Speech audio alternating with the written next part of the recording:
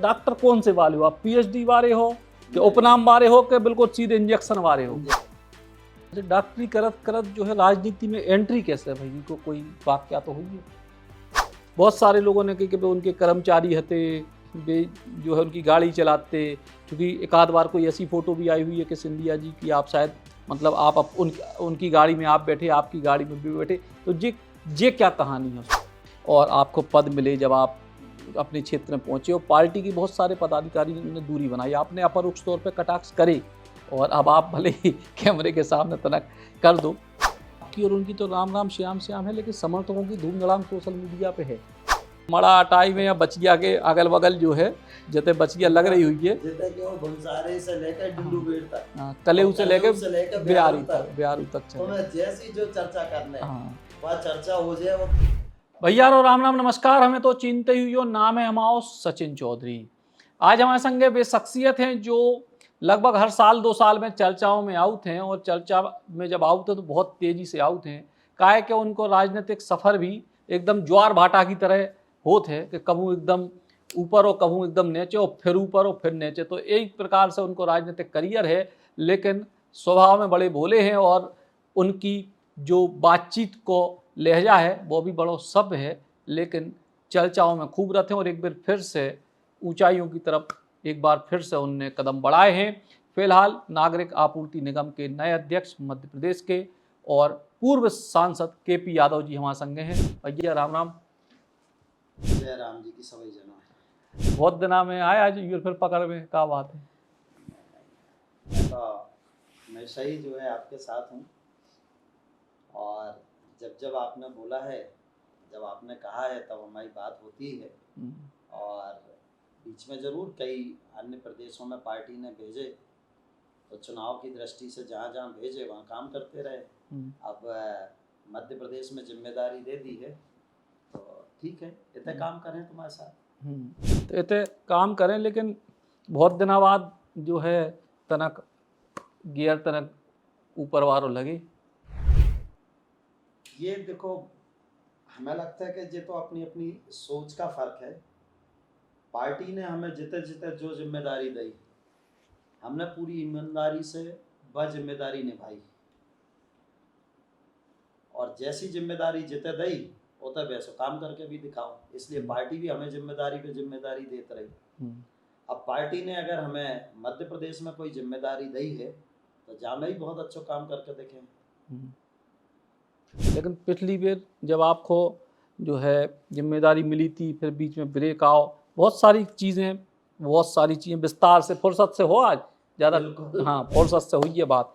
तो जा बताओ, हम मतलब बहुत सारे चूँकि दर्शक आपको जानत 2019 से, मतलब आमतौर पे मध्य प्रदेश में आपके क्षेत्र के अलावा, मान लो आपको लोकसभा क्षेत्र के अलावा बाकी प्रदेश के ज़्यादातर लोग हम ही जैसे लोग मान लो कि 2018-19 के आसपास से आपको जानत। ई के पहले की शुरुआत से करें कि डॉक्टर साहब को पूरा काम शुरुआत कैसे, राजनीति की बात पहले जाओ तो डॉक्टर कौन से वाले हो आप? पीएचडी वाले हो या उपनाम वाले हो कि बिल्कुल सीधे इंजेक्शन वाले हो? इंजेक्शन वाले हो। हाँ, अस्पताल भी है आपको अशोकनगर में?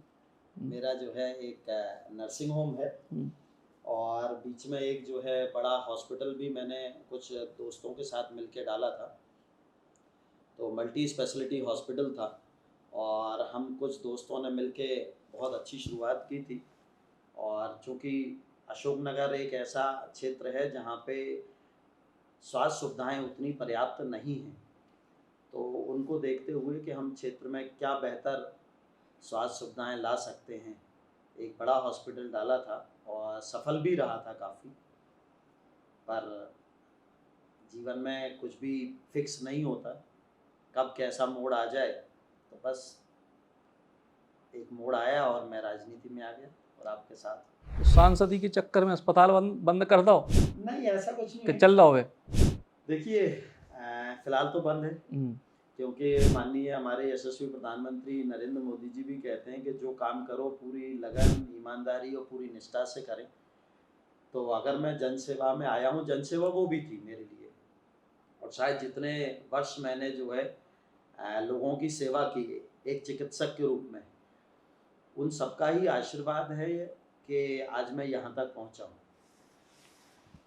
तो जनसेवा वो भी थी, जनसेवा आज भी कर रहा हूँ, पर चूँकि अब मैं दूसरे दायित्व पे हूँ, तो मुझे ऐसा लगता है कि मुझे पूरी तरह से, पूरी ईमानदारी से जनसेवा ही करनी है, तो फिर राजनीतिक रूप से ही काम करना चाहिए।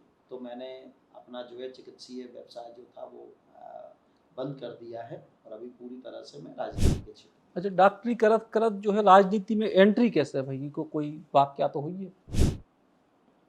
देखिए, डॉक्टरी में भी लोग अपनी बीमारी लेके आते हैं, शारीरिक बीमारी लेके आते हैं, और राजनीति के क्षेत्र में लोग परेशानी लेके आते हैं, पर वो मानसिक या दूसरे तरह की परेशानियां होती हैं। तो काम तो वही है कि लोगों की सेवा करनी है, लोगों की मदद करनी है। तो मुझे कोई बहुत ज़्यादा अंतर नहीं आया। नहीं मतलब एंट्री हम जानना चाह रहे हैं, मतलब शुरुआत कहाँ से हुई कि अपन क्योंकि मतलब क्यों लगभग हमारे कौन से परिवार समय में? हाँ। परिवार में लोग राजनीति से जुड़े रहे। मेरे दादाजी भी जुड़े रहे, पापा भी राजनीति से जुड़े रहे।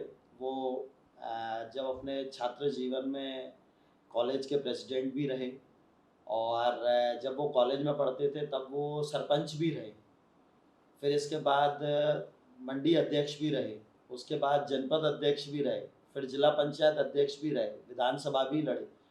तो एक राजनीतिक परिवार से था, तो राजनीति से तो जुड़ाव था ही था मेरा।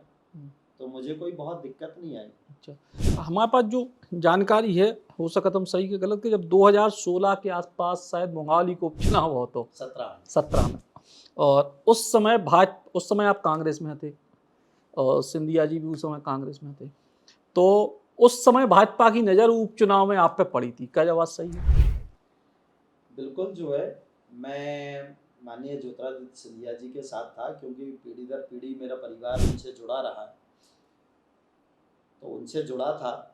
और तब तक मैं एक चिकित्सक के रूप में ही काम करता था, पर ऐसा उनका निर्देश था कि तुम्हें उपचुनाव लड़ना है, तो मैं थोड़ा सा राजनीति में सक्रिय हो गया था, पर किसी कारण से टिकट नहीं हुआ, तो थोड़ी सी निराशा भी हुई, क्योंकि जब व्यक्ति का एक बार मन बन जाता है किसी क्षेत्र में काम करने का, और तो बनी बात है, मेरा जब मन बना तो मुझे ऐसा लगा कि ये रास्ता नहीं तो दूसरा रास्ता, जब राजनीति करनी है तो क्यों ना फिर क्योंकि तब तक मेरा पूरी तरह से मन बन चुका था कि मुझे अब राजनीतिक क्षेत्र में आना है, क्योंकि पापा की भी एज हो गई थी, वो भी चाहते थे कि कोई ना कोई परिवार से लोगों के साथ खड़ा हो, लोगों की मदद कर सके, क्योंकि मैं और मेरा परिवार हमेशा लोगों से जुड़ा रहा है।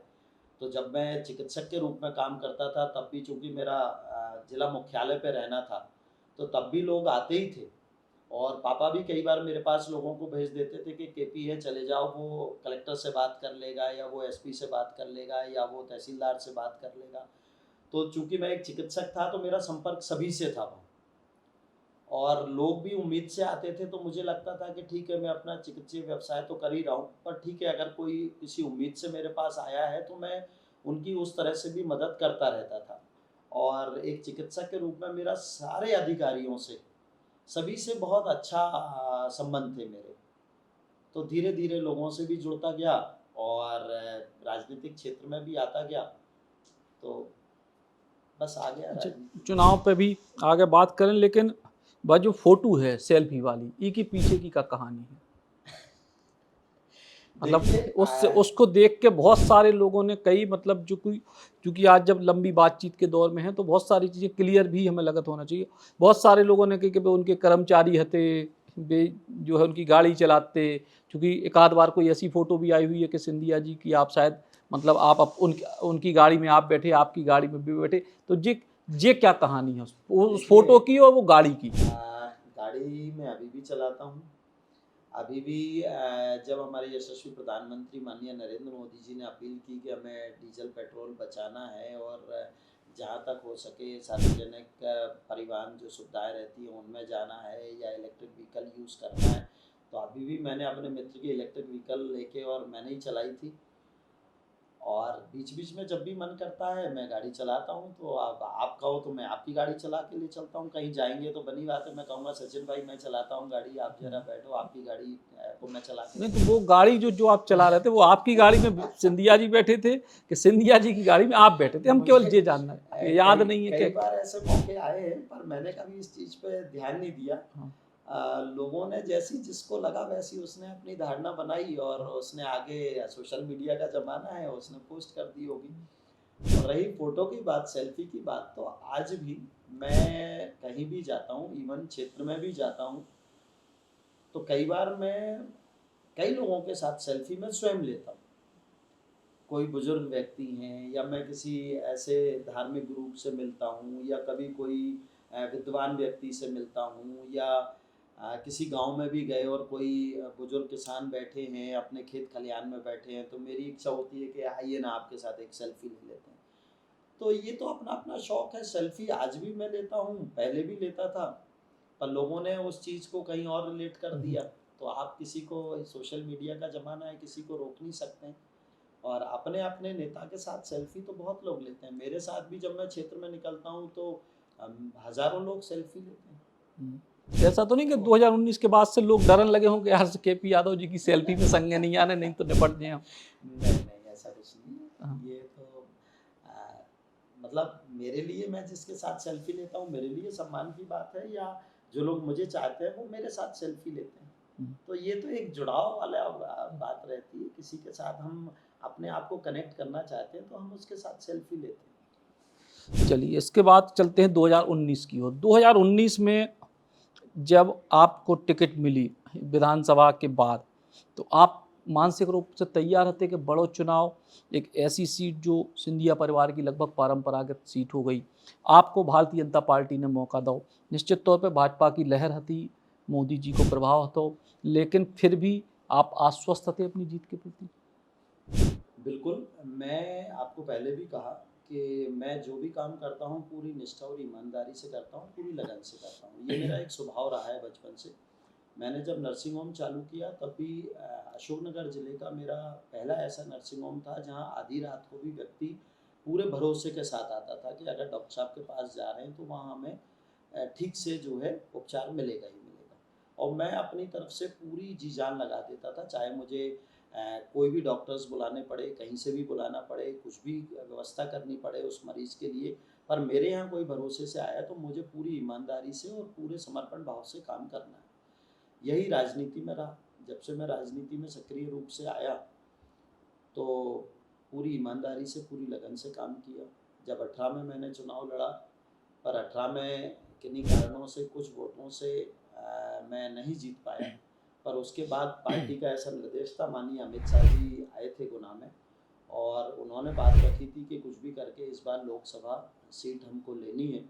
और उन्होंने एक टीम बनाई थी, उस कोर टीम में मैं भी एक सदस्य के रूप में मैंने भी काम किया, और हम लोगों को जिम्मेदारी दी थी कि ये लोकसभा इस बार अपन को लेनी है। तो हम सब लोगों ने मिलकर पूरे क्षेत्र का भ्रमण किया था, और उस समय मुझे युवा मोर्चा का प्रभारी बनाया था लोकसभा का। तो यूथ से कनेक्ट होने का भी मुझे मौका मिला, और आप तो जानते हैं हमारा देश तो युवाओं का देश है। तो यूथ से जब कनेक्शन हुआ और जब पूरे लोकसभा में हम लोगों ने मीटिंग्स ली, हम लोग घूमे, तो कहीं ना कहीं विश्वास हो गया था कि ये लोकसभा हम जीतेंगे। और आपको याद होगा मैंने चुनाव के समय में भी कहा था कि अगर हम सारी विधानसभाओं का कैलकुलेशन निकालें, 8 विधानसभा हैं उस लोकसभा में, और 8 विधानसभाओं का अगर हम कैलकुलेशन निकालें तो हम लोकसभा जीत रहे हैं। तो ये तो कन्फर्म था कि भारतीय जनता पार्टी का जो कार्यकर्ता है वो पूरी ताकत से अगर लग जाएगा तो 100% हम सीट जीत जाएंगे। तो चुनाव के पहले ही ये लगभग मेरे दिमाग में तो क्लियर था कि चुनाव इस बार बीजेपी जीतने वाली है, पर ये पता नहीं था कि टिकट किसको मिलेगा। और हमेशा जहाँ भी बात ऊपर हुई मेरी, तो मैंने भी यही आश्वस्त किया था कि चुनाव हम जीत रहे हैं, बस हमें कैंडिडेट अच्छा मिल जाए। अगर कैंडिडेट हमें अच्छा मिलेगा तो निश्चित रूप से हम चुनाव जीतेंगे। इसके बाद फिर चुनाव आप जीते मई 2019 में। फिर 8 महीना बहुत जल जला चले आपको, जब सब तरफ KP Yadav KP Yadav KP Yadav. फिर अचानक आ गई फरवरी 2020, और फरवरी 2020 में पाँव से फिर पलट गए। जिनको आपने हराओ बे भाजपा में पूरी दल बल के संगे। फिर उते से लोगन ने कही कि अब जो है केपी यादव डाउन, और कछु बहुत सारे लोगन को महसूस भाव परिस्थितियां भी ऐसी बनी कि आप जब सांसद हते तो बतौर सांसद आपको प्रवक्ता बना दोगे पार्टी को, और प्रवक्ता भी मतलब एक सामान्य कार्यकर्ता के लाने बड़ी चीज़ है, लेकिन इतने बड़े स्तर के व्यक्ति को हरा के लोकसभा सीट जीतने वाले सांसद के तौर पे कहीं ना कहीं जो कर लगे कि जानबूझकर डिमोशन करेगा। ऐसी बात आई थी आपके मन में?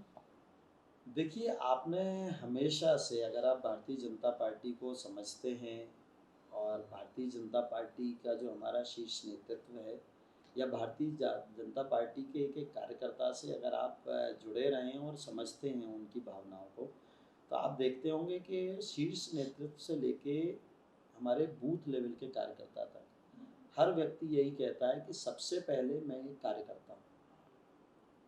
भारतीय जनता पार्टी का कार्यकर्ता होना ही अपने आप में एक सौभाग्य की बात है हमारे लिए। और फिर इसके बाद जो दायित्व जिस कार्यकर्ता को जैसा पार्टी देती है उसके अनुरूप वो काम करता है। और कोई भी व्यक्ति संपूर्ण नहीं होता, मेरा ऐसा मानना है। आपको हर पल हर दिन कुछ ना कुछ नया सीखने को मिलता है और सीखते रहना भी चाहिए। तो जब से मैं आया हूँ, मुझे जो जो जिम्मेदारी दी, हर जिम्मेदारी से, हर दायित्व से मैंने बहुत कुछ सीखा है। और सांसद के रूप में भी मुझे बहुत कुछ सीखने को मिला। एज ए प्रवक्ता भी मैंने बहुत कुछ सीखा। जिन जिन कमिटीज़ में मुझको रखा गया, मैंने वहाँ से बहुत कुछ सीखा। उसके बाद जब मेरा टिकट कटा, उसके बाद भी ऐसा नहीं कि टिकट कटा तो मुझे मेरी पार्टी भूल गई। एक कार्यकर्ता के रूप में मेरे जैसे कार्यकर्ता का क्या सदुपयोग हो सकता है, इस कार्यकर्ता को क्या दायित्व दे के राष्ट्र हित में और पार्टी के हित में लगाया जा सकता है, पार्टी ने पूरा ख्याल रखा। मुझे कई अन्य अन्य प्रदेशों में जिम्मेदारियां दी गई, और जो जिम्मेदारी मुझे दी गई मैंने उसका पूरी ईमानदारी से निर्वहन किया, और जो पार्टी की उम्मीद थी उस उम्मीद पे मैं खरा भी उतरा। तो कहीं ना कहीं हर पल मुझे कुछ ना कुछ सीखने को भी मिला, और जो दायित्व मिला उसका मैंने ठीक से निर्वहन भी किया। मुझे कभी भी एक पल को भी ऐसा नहीं लगा, और ना आपने कभी किसी भी इंटरव्यू में या कहीं भी कोई ऐसी बात सुनी होगी कि मैं उदास हूँ या मैं निराश हूँ या मेरे पास कोई काम नहीं है। आप देख रहे होंगे मैं जैसा एक्टिव सांसद के रूप में था वैसा ही उतना ही एक्टिव बाद में भी बना रहा, और कहीं ना कहीं कुछ ना कुछ सीखने को मिलता ही रहा मुझे।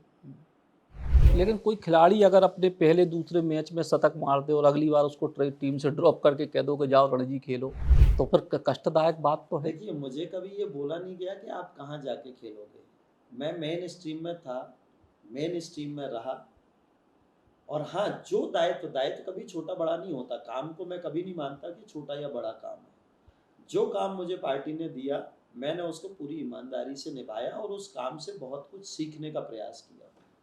और मुझे लगता है कि पार्टी जिस तरह से एक एक कार्यकर्ता गढ़ती है, एक एक कार्यकर्ता को उस लायक बनाती है कि वो आगे राष्ट्र सेवा में या पार्टी के लिए क्या उपयोगी हो सकता है, मुझे लग रहा है वो गढ़ने का काम पार्टी कर रही है। और मुझे हर जगह कुछ ना कुछ सीखने को मिला है, और इससे आगे मुझे भी लाभ होगा और पार्टी को भी लाभ होगा। लेकिन 24 के लोकसभा में लगभग जो तय होगा तो कि आपको टिकट नहीं मिल रही, तो 23 के विधानसभा के लिए भी आपका नाम चले कि चलो ठीक है, सांसद की अगर नहीं भी दे पाओ तो विधानसभा में हो पाए, तब आपने प्रयास करें?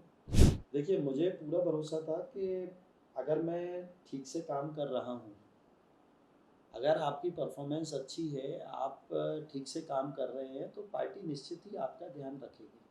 मुझे पूर्ण विश्वास था कि मुझे कोई ना कोई दायित्व मिलता रहेगा और काम मिलता रहेगा, और पार्टी ने हमेशा मुझे काम दिया। कभी मैं फ्री नहीं रहा। मुझे अन्य अन्य प्रदेशों में भी भेजा, अपने स्टेट में ही भेजा। विधानसभा के समय में भी मुझे काफ़ी विधानसभा 22-23 विधानसभाएं दी गई। नगर पालिका के इलेक्शन थे तब भी मुझे नगर पालिकाओं में जिम्मेदारी दी गई। लोकसभा का इलेक्शन था, मेरा टिकट भले ही कटा था पर मुझे पहले नर्मदापुरम भेजा गया, उसके बाद मुझे बैतूल भेजा, उसके बाद मुझे दिल्ली भेजा, उसके बाद मुझे बिहार भेजा। तो काम तो मुझे मिलता रहा। उसके बाद जिन जिन प्रदेशों में चुनाव हुए, चाहे वो बिहार में हुए हों चाहे असम में हुए हों, मुझे भेजा। बीएमसी के इलेक्शन मुंबई में थे, मुझे वहाँ भी जिम्मेदारी थी। तो पार्टी मुझे कोई ना कोई दायित्व देती भी रही और मुझे भी उससे बहुत लाभ हुआ।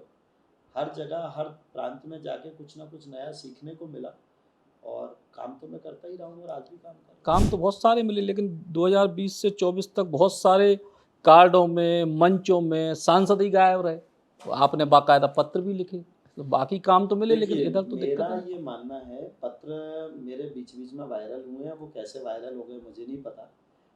राष्ट्र हित में और पार्टी के हित में, हमारे लिए सबसे पहले हमारा राष्ट्र है, उसके बाद हमारी पार्टी है, उसके बाद हम आते हैं।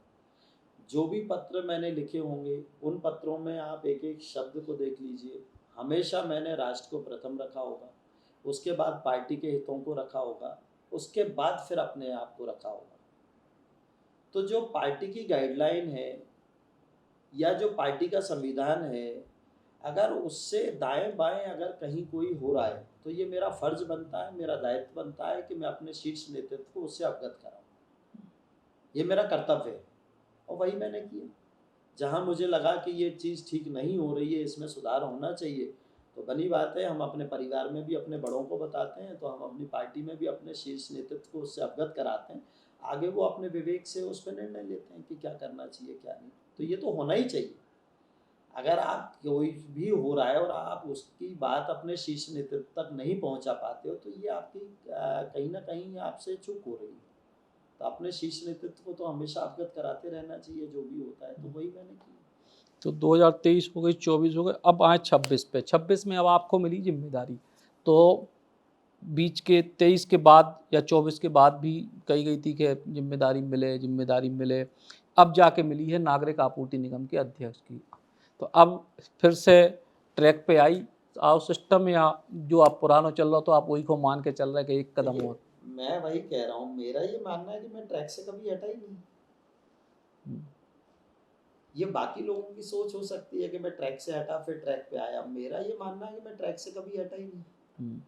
कोई ना कोई जिम्मेदारी मुझे मिलती रही, मैं उसका निर्वहन करता रहा। अभी मुझे फिर से कोई नई जिम्मेदारी है, तो मैं इसमें भी बहुत अच्छे से काम करके दिखाऊंगा। लेकिन अब अगर आपको जब नई जिम्मेदारी मिल गई है, तो मिलने के बाद आप बाकायदा मंच से कह रहे हैं कि टाइगर अभी जिंदा है, अब हर कार्यक्रम में आपका बेटा आएगा, तो बस टीस तो आ रही बाहर। देखिए, क्या होता है कि मैंने आपको वो संज्ञान भी उस दिन भाषण में भी कहा था कि मैं पिछले जन्माष्टमी पे जब मुंगावली गया था, तो बनी बात है, जब आपके परिवार के लोग, आपके चाहने वाले, आपके सहयोगी कार्यकर्ता जो रहते हैं, तो कहीं ना कहीं लोगों के मन में रहता है कि आपको टिकट मिलना चाहिए था, आपको ये होना चाहिए था। बिल्कुल वो अपने नेता से उम्मीद करते हैं, वो चाहते हैं कि उनका भाई किसी अच्छे दायित्व पे रहे ताकि वो लोगों की मदद कर सके। लोग यही उम्मीद करते हैं अपने जनप्रतिनिधि से कि उनके सुख दुख में वो काम आए। तो हर व्यक्ति चाहता है कि मेरे क्षेत्र का बेटा या मेरे पार्टी का भी ये व्यक्ति, इनको कोई अच्छा अगर दायित्व मिलता है तो ये हमारी मदद करेंगे, और करते भी हैं लोग। तो वहाँ मैंने वही कहा था कि कुछ लोगों के जन्माष्टमी का उत्सव मना रहे थे, हम हर्षोल्लास से नाच गा रहे थे, पर लोगों के चेहरों पे वो मुस्कान नहीं दिख रही थी। कहीं ना कहीं लोगों के मन में था कि अरे भैया ये क्या हो गया। तो मैंने कहा था आप चिंता मत करो भाई, लोगों को जो है, अपने लोगों को कुछ ना कुछ ऐसी कहावतें कही रहती हैं, कई किस्से कहानी सुनाए जाते हैं, मैंने ये बताया भी था एक दिन। तो अपने लोगों को जो है उत्साहित रखने के लिए, अपने लोगों में एनर्जी भेजने के लिए ये तो बोलना ही पड़ता है। तो मैंने बोला था और अभी भी यही बोला है कि टाइगर अभी जिंदा है भाई, मैं आपके साथ हूँ। आप ये मत सोचो कि मुझे टिकट नहीं मिला तो मैं कहीं खो गया। मैं कल भी आपके साथ था, मैं आज भी आपके साथ हूँ। मैं उस क्षेत्र का बेटा हूँ, मेरी वो जन्मभूमि है, मेरी कर्म भूमि है, तो मैं उससे अलग कभी हो ही नहीं सकता। मैं हमेशा अपने क्षेत्र के हर व्यक्ति के साथ खड़ा हूँ, अपनी पार्टी के हर कार्यकर्ता के साथ खड़ा हूँ, और उनके हर सुख दुख में उनके साथ खड़ा हूँ। मेरा आशय बस उतना ही था। जी, तो आप बहुत सारी ऐसी बातें कह रहे हैं जो ठीक है, कैमरे के सामने कह रहे हैं, लेकिन एक बहुत व्यक्तिगत बात, मतलब इको अगर पार्टी लाइन से हट के भी बात नहीं है, एक बहुत सामान्य सी बात है कि जब आपको जब पद दोगा, भारतीय जनता पार्टी अनुशासन वाली पार्टी है, और आपको पद मिले, जब आप अपने क्षेत्र में पहुँचे और पार्टी की बहुत सारे पदाधिकारी ने दूरी बनाई, आपने अपरोक्ष तौर पर कटाक्ष करे, और अब आप भले ही कैमरे के सामने तनक कर दो, लेकिन कहीं ना कहीं थोड़ी सी कछु मर्यादाएं रखी जानी चाहिए कि अगर पार्टी, आप भी पार्टी के लाने काम कर रहे हैं, बाकी पदाधिकारी भी काम कर रहे हैं, तो थोड़ी सी मर्यादाएं नहीं रखी जानी चाहिए कि वे पदाधिकारी कम से कम स्वागत समारोह में या किसी जगह पहुँचें? देखिए, ये अपना अपना एक स्वभाव होता है, और कौन कितना अपनी पार्टी के संविधान को फॉलो करता है। किसी को ज़बरदस्ती आप किसी से कोई काम करा नहीं सकते जब तक आदमी पूरे मन से उन चीज़ों को ग्रहण नहीं करता। हमारी विचारधारा क्या है, हमें क्या करना है, हमें कितने अनुशासन में रहना चाहिए, तो धीरे धीरे समझ लोगों की बढ़ती जा रही है, और रोज़ कुछ ना कुछ सीखते हैं। जैसे मैंने कहा, मैं भी रोज़ सीख रहा हूँ, तो बाकी लोग भी रोज़ कुछ ना कुछ सीख ही रहे होंगे, और उम्मीद करते हैं कि सब लोग मिलके काम करेंगे और सबको सद्बुद्धि आएगी, और सब लोग मिलके ही काम करेंगे, अच्छा काम करेंगे। सद्बुद्धि तो छोड़ दो, कोई कोई कोई बालक बुद्धि भी कह दे तो ये ऐसे सोशल मीडिया पे कई बार दोनों पक्षों की तरफ से भयंकर तीर चलते हैं। इस पे आपका क्या कहना है? देखिए, मेरा तो हमेशा यही रहा है, मैंने तो हमेशा जो है विश्व कल्याण की बात की है, और सबके भले की बात करता आया हूँ। आप क्षेत्र में भी जाके देखेंगे, या जहाँ जहाँ मैंने काम किया है, जिन जिन प्रदेशों में भी मैं गया हूँ, या मेरे क्षेत्र में या मध्य प्रदेश में, आप किसी से भी पूछेंगे, किसी भी पार्टी के व्यक्ति से पूछेंगे, किसी भी धर्म या समाज के व्यक्ति से पूछेंगे, तो हालांकि लोगों ने तो भगवान राम में भी कमियां निकाल ली थी, तो मैं ऐसा नहीं कहता कि मेरे में कोई कमी है ही नहीं और लोग मेरे बारे में गलत बोलते ही नहीं है, बोलते ही हैं, आपने अभी बोला। पर ज़्यादातर लोग आपको ऐसे मिलेंगे जो केपी को अपना बेटा, अपना भाई मानते हैं, एक अच्छा नागरिक मानते हैं, और मेरा कोशिश हमेशा यही रहती है कि मैं एक अच्छा नागरिक बनूं। मैं अगर अच्छा नागरिक बन गया तो निश्चित ही मेरा जीवन सफल है। जी। चलिए, अब आप नागरिक आपूर्ति निगम के अध्यक्ष बने हैं। ई विभाग के जरिए की प्रकार से लोगन की उम्मीदों को लेके आपकी काम करने की इच्छा है? बहुत अच्छा दायित्व पार्टी ने मुझे दिया है। मेरे रुचि का विषय भी है ये, क्योंकि इसमें गरीब भी जुड़ा है, इसमें किसान भी जुड़ा है, इसमें व्यापारी भी जुड़ा है, और लगभग बहुत बड़ी आबादी को ये टच करता है कहीं ना कहीं। क्योंकि जब हम उपार्जन करते हैं तो हम सभी किसानों से जुड़े हुए हैं, ताकि किसान का भी सम्मान हो, और उसके द्वारा जो दिन रात मेहनत करके जो अन्न उपार्जन किया जाता है, जो अन्न उगाया जाता है, उसका सम्मान हो, उसका एक एक दाना सरकार सम्मान के साथ खरीदे, और इसके बाद उसका ठीक से भंडारण हो, क्योंकि वो राष्ट्र की संपत्ति हो जाती है। राष्ट्र को कहाँ अन्न किस जगह भेजना है, कहाँ भेजना है, कैसे भेजना है, तो उसका ठीक से भंडारण हो, ठीक से रख रखाव हो, ये भी बहुत बड़ी जिम्मेदारी है। इसके बाद जो हमारे यशस्वी प्रधानमंत्री जी ने एक अनोखी योजना चलाई है, जो विश्व के किसी देश में नहीं है, कि गरीबों तक कम से कम भोजन की व्यवस्था तो हो। तो राशन पहुंचाना एक एक गरीब तक बहुत बड़ा काम है, और अद्भुत काम है। तो इसकी ठीक से देखरेख हो, वो अन्न ठीक से गरीब की थाली तक पहुंचे, तो हर एक गरीब से जुड़ाव हो जाता है, वो भी बहुत बड़ा काम है। इसी तरह राइस का भी है, तो राइस का उपार्जन, उसके ठीक से उसका रख रखाव, फिर वो भी गरीब तक कैसे पहुँचे, तो काम तो बहुत अच्छा है, और मैं प्रयास करूँगा कि इसमें क्या बेहतर से बेहतर मैं कर सकता हूँ, ताकि पारदर्शिता रहे, कहीं कोई मेरे किसान को दिक्कत ना आए, कहीं किसी गरीब को कोई दिक्कत ना आए, उसके घर तक, उसके थाली तक वो अन्न पहुँचे। तो मेरा प्रयास होगा, और मैं निश्चित ही, मुझे पूर्ण विश्वास है कि मैं अपने सीनियर्स के मार्गदर्शन पे चलते हुए, अपने अधिकारियों को साथ में लेके इस काम को बहुत अच्छे से करूँगा। तो एक बड़ा दायित्व मिले, लेकिन एक खबर जो है अखबारों में है कि भैया जिनको अब ये नए दायित्व मिले हैं निगम मंडल के अध्यक्ष वाले, उनको अब टिकट ही नहीं मिले, तो फिर समस्या।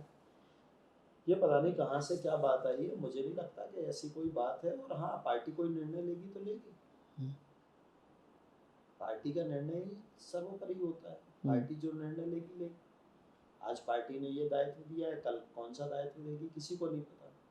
पार्टी अपने कार्यकर्ता की क्षमताओं को देखते हुए उसको दायित्व देती है। तो अगर पार्टी को मुझ में जो क्षमताएं दिखेंगी कि मैं किस काम के लिए उपयुक्त हूँ, और इस कार्यकर्ता से क्या काम कराना है, पार्टी वो काम कराएगी। और आप तो देखिए ना, ये सब बीजेपी में ही होता है कि एक चाय वाला प्रधानमंत्री भी बन सकता है, किसान का बेटा मुख्यमंत्री भी बन सकता है। तो यहाँ पे कुछ भी संभव है, बस कार्यकर्ता पूरी निष्ठा ईमानदारी से, पूरी लगन से राष्ट्र हित में और पार्टी के हित में काम करेगा तो निश्चित उस पर दायित्व की कभी कोई कमी नहीं रहेगी। अच्छा, 2024 के आसपास कांग्रेस भी बड़ी लाड़ दिखा रही थी आप पे अचानक से, तो उस समय का जो संपर्क उपर्क करे कांग्रेस ने आपसे? देखिए यही तो राजनीति है, यही राजनीति है। और कांग्रेस तो छल बल सब उपयोग करती है। तो उनका क्या आशय था क्या नहीं, मेरा तो कभी किसी से कोई संपर्क रहा नहीं। उनने कोई उसके पहले अप्रत्यक्ष भी कोई उसके पहले भी मैंने आपको बताया कि उसके पहले भी मैं सक्रिय रूप से राजनीति में नहीं था, मैंने हर जगह बोला है। हाँ, सिंधिया परिवार से मेरा जुड़ाव रहा है, कई पीढ़ियों से रहा है, तो मेरा उनसे जुड़ाव था। पर मेरा कांग्रेस पार्टी में, या आप पुराने कोई भी फोटो मेरे बचपन के भी देखेंगे तो माननीय स्वर्गीय माधवराव सिंधिया जी के साथ मेरे फोटो आपको मिल जाएंगे, मेरे फादर के राजमाता साहब के साथ फोटो मिल जाएंगे, माधवराव जी के साथ फोटो मिल जाएंगे, मेरे बचपन से ही माननीय ज्योतिरादित्य सिंधिया जी के साथ फोटो मिल जाएंगे। पर कांग्रेस के अन्य किसी नेता के साथ मेरे कोई फोटो नहीं मिलेगा आपको। तो मेरा जुड़ाव कोई पार्टी में नहीं रहा है, मेरा एक परिवार से पारिवारिक जुड़ाव रहा था। और हाँ, जब से मैं सक्रिय राजनीति में आया हूँ तब से मैं बीजेपी में ही हूँ, और बीजेपी के शीर्ष नेतृत्व से लेके और नीचे के कार्यकर्ता तक मेरा सबसे जुड़ाव है, और आप सबके साथ मेरे फोटो देखेंगे। तो लेकिन अब ज्यों के त्यों सांसद बन गए, बीच में आप एक बार उनको हरा दिए, अब आपकी अपनी अलग लाइन, एक तरीके से भाजपा आपको भी समाहित कर रही है, तो ऐसा नहीं लगता अब उस जुड़ाव को दोबारा से मेंटेन करने की देखिए आवश्यकता? भाजपा में मैं समाहित हो चुका हूँ, भाजपा मुझे बहुत पहले ही कर नहीं, चुकी हम है। आपकी व्यक्तिगत जुड़ाव की कह रहे हैं कि जो आपने कहा कि 3 पीढ़ी का जुड़ाव है, तो क्या उस जुड़ाव को फिर से मेंटेन करनी, या उसी रिश्तों की ऊंचाई तक के लिए आपने दोबारा देखिए प्रयास नहीं किया? वो लोगों की एक सोच है, बाकी इसमें कुछ ऐसा है ही नहीं। मेरे जो उनसे संबंध थे वो आज भी हैं। जहाँ भी हम मिलते हैं एक दूसरे का पूरा आदर करते हैं। पर पता नहीं कहाँ से क्या बात आ जाती है। वो मेरी पार्टी के वरिष्ठ नेता हैं, केंद्रीय मंत्री हैं। जब तक मैं सांसद रहा, आपने देखा होगा, मैं हमेशा उनकी अगवानी में गया, एक प्रोटोकॉल के तहत जहाँ जहाँ मुझे जाना चाहिए मैं निश्चित रूप से वहाँ गया। और आज भी अभी हमारा प्रशिक्षण वर्ग था, उसमें भी वो आए थे, तो उनमें भी उनसे राम राम श्याम श्याम हुई थी। तो ऐसा कुछ है ही नहीं। हम एक पार्टी में काम कर रहे हैं, एक पार्टी के लिए काम कर रहे हैं, एक विचारधारा को लेके काम कर रहे हैं, हम सब साथ में हैं। तो आपकी और उनकी तो राम राम श्याम श्याम है, लेकिन समर्थकों की धूमधड़ाम सोशल मीडिया पे है, तो या और भी है, तो उसको लेके आपने कभी प्रयास नहीं किया अपनी तरफ से कि उस धूमधड़ाम को भी राम राम श्याम श्याम तक ले चले? देखिए क्या होता है कि कोई ना कोई कार्यकर्ता कहीं ना कहीं ज़्यादा जुड़ा रहता है। हम परिवार में भी देखते हैं कि कोई बच्चा मम्मी से ज़्यादा जुड़ा रहता है, कोई बच्चा पापा से ज़्यादा जुड़ा रहता है, किसी बच्चे का चाचा से ज़्यादा लगाव रहता है, किसी बच्चे का ताऊ से ज़्यादा फ्रैंक रहता है। तो ये अपना अपना एक स्वभाव होता है, किसका स्वभाव क्या मैच करता है। तो हमारी पार्टी में भी कई कार्यकर्ताओं का किसी नेता से जुड़ाव रहता है, कुछ कार्यकर्ताओं का किसी नेता से जुड़ाव रहता है, पर हमें है तो एक परिवार, जिसकी जिससे पट रही है उससे पट रही है। भाई पत्रकार बहुत सारे हैं, पर हमारे इंटरव्यू कई बार होते रहते हैं, हमारा आपस में जुड़ाव है तो है।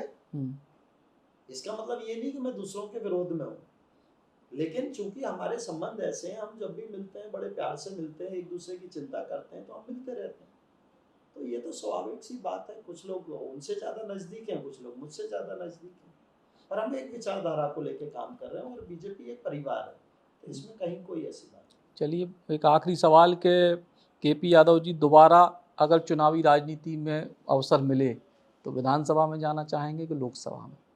पार्टी जहाँ भेजना चाहिए, पार्टी जो जैसा दायित्व मुझे देगी, मैं पूरी तरह से अपने आप को एक संपूर्ण कार्यकर्ता जो होता है वह बनाने की मेरी हमेशा प्रयास रहता है कि एक आदर्श कार्यकर्ता क्या होता है मैं वो बन सकूं। और अगर मैं एक आदर्श कार्यकर्ता बनने में सफल रहा तो निश्चित ही पार्टी मुझे कोई ना कोई अच्छे दायित्व देती रहेगी, और मैं पूरी निष्ठा और ईमानदारी से पार्टी के लिए और राष्ट्र हित में काम करते रहूँगा। तो पार्टी के हित में लगातार काम करें और अच्छे कार्यकर्ता के तौर पे काम करें, और उम्मीद करें कि आपके जो राजनीतिक भविष्य वो भी और बेहतर होवे।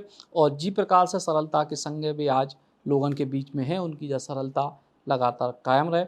एक मज़ेदार चर्चा के लाने आपको बहुत बहुत धन्यवाद। अब कछु अपन बुंदेली भाषा में ही बात कर लें। आपकी इच्छा, हम तो पहले ही कह रहे थे। बिल्कुल। क्या है कि मैं भी एक बहुत छोटे से गांव से हूँ, जिसकी आबादी, जनसंख्या अपन कहें तो मुश्किल से 500 के आसपास होगी। तो आज भी जब जब मैं गांव जाता हूँ तो वहाँ जाके पूरी तरह से गांव के परिवेश में डल जाता हूँ। चाहे सवेरे से ही अपन कहें तो सवेरे उठ के भंसारा, जब भी जितने बजे भंसारा उठते हैं तो जही रहता है कि देखिए रे भैया, माल डोर की देख लियो तनक। तो माल डोर की देख लियो तो माल के तहत सार में है वो बछिया खोलियो जरा, गैया ले आओ, तनक जो है पना जाए, फिर दूध लगा लो।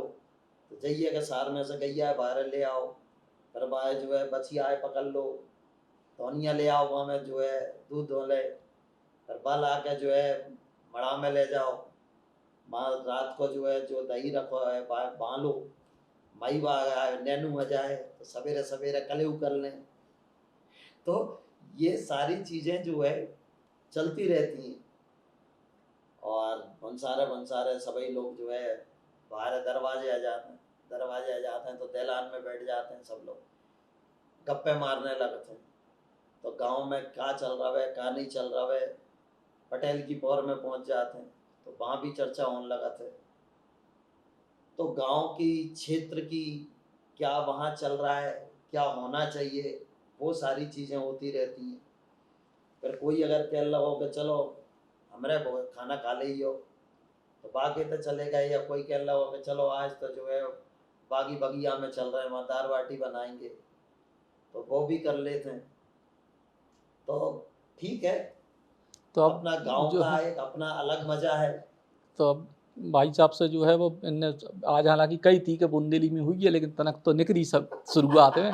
अब पूरी निकाल भी को बिन्ने रास्ता बता दो आखिरी में, अगली बेर जो है नहीं उतना ही सार में हम बैठ के तो इंटरव्यू हुई है। अब ये कह रहे हैं कि तुम तो चाय जाओ, चाय तो जो है मड़ा भी होता है वहाँ, हाँ हाँ, मड़ा हो है ना। तो अब वही अटाई भी होता है। या तो मड़ा अटाई में या बचिया के अगल बगल जो है जते बचिया लग रही हुई है, जितने कि वो भंसारे से लेकर डिंडू हाँ बेड़ तक, हाँ, कलेऊ से लेके ब्यारू बिहारी तक तो चले। मैं जैसी जो चर्चा करने है हाँ वह चर्चा हो जाए होता है, और वही तरह की भाषा आएगी और वही तरह की बातचीत होगी। वही कह रहे तो वो रास्ता अब और आपने बना दो। बुंदेली जो है इतनी प्यारी भाषा है कि जब मैं गांव में पहुंचता हूँ तो वहाँ जो है बाजार की या हिंदी एक शब्द नहीं निकलता, वहाँ पूरी तरह से बुंदेली ही निकलत है।